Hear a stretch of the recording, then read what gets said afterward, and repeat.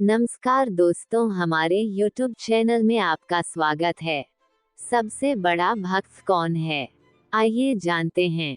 एक बार फिर देवर्षि नारद के मन में यह अभिमान पैदा हो गया कि वे ही भगवान विष्णु के सबसे बड़े भक्त हैं।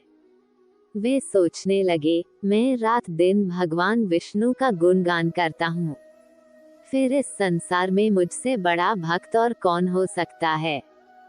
किंतु पता नहीं श्रीहरि मुझे ऐसा समझते हैं या नहीं। यह विचार कर नारद भगवान विष्णु के पास क्षीर सागर में पहुँचे और उन्हें प्रणाम किया। विष्णु जी बोले, आओ नारद, कहो कैसे आना हुआ। नारद बोले, भगवान, मैं आपसे एक बात पूछने आया हूँ। भगवान विष्णु बोले, मैं तुम्हारे मन की बात जानता हूँ नारद, फिर भी तुम्हारे मुंह से सुनना चाहता हूँ। नारद ने कहा, हे देव, मैं जीवन भर आपका गुणगान करता रहा हूँ, पल पल हर क्षण मुझे बस आपका ही ध्यान रहता है। आप मुझे ये बताइए कि क्या मुझसे भी बड़ा आपका कोई अन्य भक्त है संसार में। भगवान विष्णु समझ तो पहले ही गए थे कि नारद को अपनी भक्ति पर अभिमान पैदा हो गया है, किंतु अपने मन की बात छुपाकर वे बोले, नारद, इस प्रश्न के लिए तो तुम्हें मेरे साथ मृत्यु लोक चलना पड़ेगा। नारद बोले, ठीक है भगवान, मैं मृत्युलोक चलने के लिए तैयार हूँ।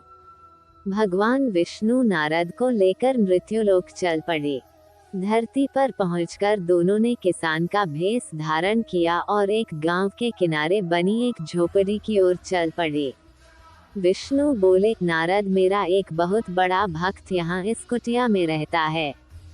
आश्चर्य है, क्या मुझसे बढ़कर भी किसी की भक्ति हो सकती है।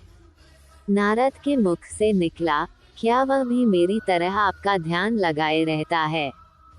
आओ, स्वयं ही जान लोगे। विष्णु ने कहा और उस कुटिया की ओर बढ़ गए। किसान उस समय कुटिया के बाहर अपनी गाय को बांध रहा था। उसके मुख से हरि हरि गोविंद का स्वर निकल रहा था। किसान भैंसधारी विष्णु ने उसके निकट जाकर नारायण नारायण कहा तो किसान ने विनीत स्वर में पूछा, आप कहाँ से आए हैं भद्र?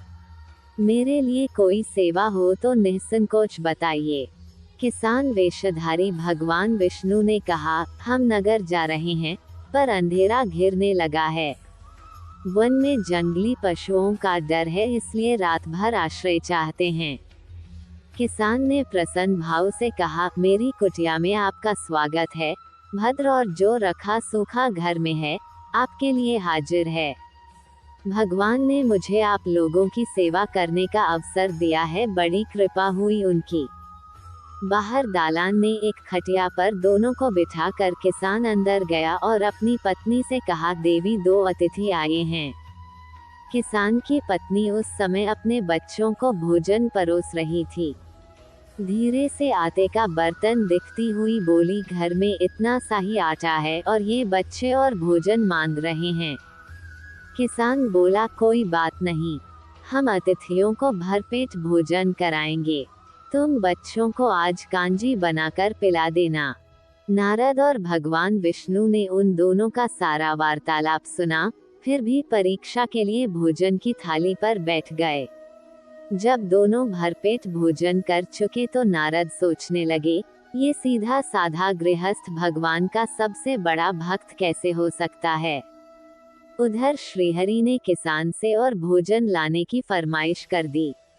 बोले, मेरा पेट अभी नहीं भरा, क्या और भोजन मिलेगा?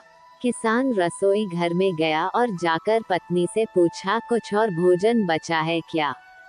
पत्नी बोली, बच्चों के लिए कांजी बनाई है, बस वही शेष है।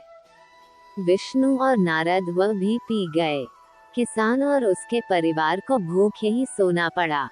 भूखे बच्चे माँ का आंचल थाम के उठे, माँ, नींद नहीं आ रही है, मुझे बड़े जोर की भूख लगी है। पिताजी ने उन अतिथियों को कांजी भी क्यों पिला दी?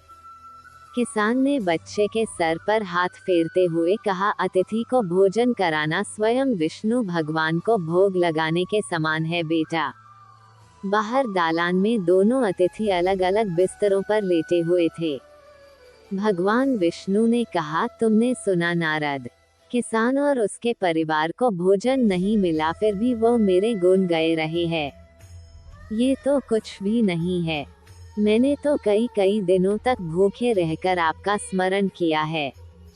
अगले दिन सुबह उन्होंने देखा किसान भगवान विष्णु की मूर्ति के सामने कह रहा था, गोविंद हरि हरि, तुम सदा मेरे मन में बसे रहो, बस मुझे कुछ और नहीं चाहिए।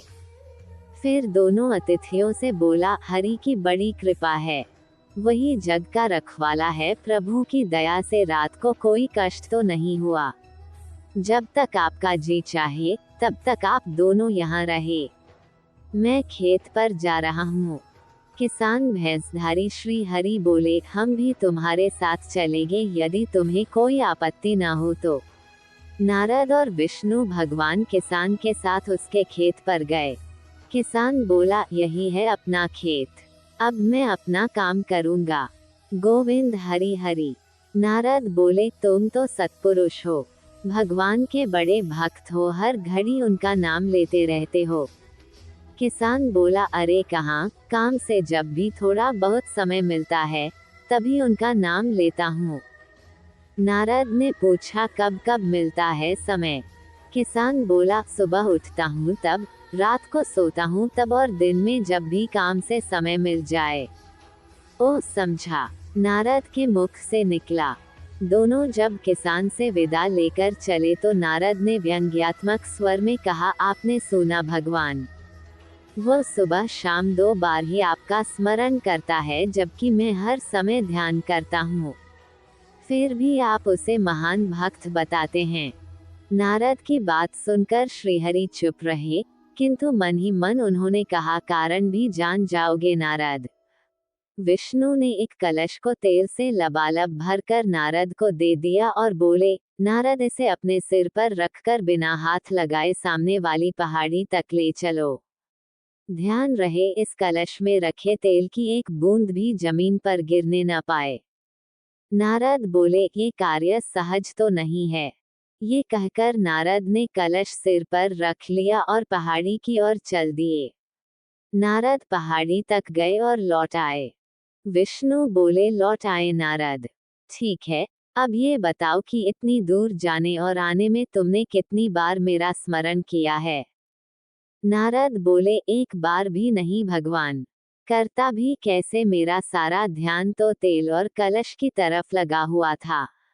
श्रीहरि बोले, तब तुम ही सोचो, वो किसान दिन भर कठिन परिश्रम करता है, फिर भी 2-4 बार मेरा स्मरण जरूर करता है, और तुम एक बार भी मेरा स्मरण नहीं कर पाए। विष्णु की बात सुनकर नारद के अंतर्चक्षु खुल गए। वह श्रीहरि के चरणों में गिरकर बोले, मान गया प्रभु, जो संसार के झंझटों में रहकर भी आपका स्मरण करते हैं, वे ही सबसे बड़े भक्त हैं। धन्यवाद।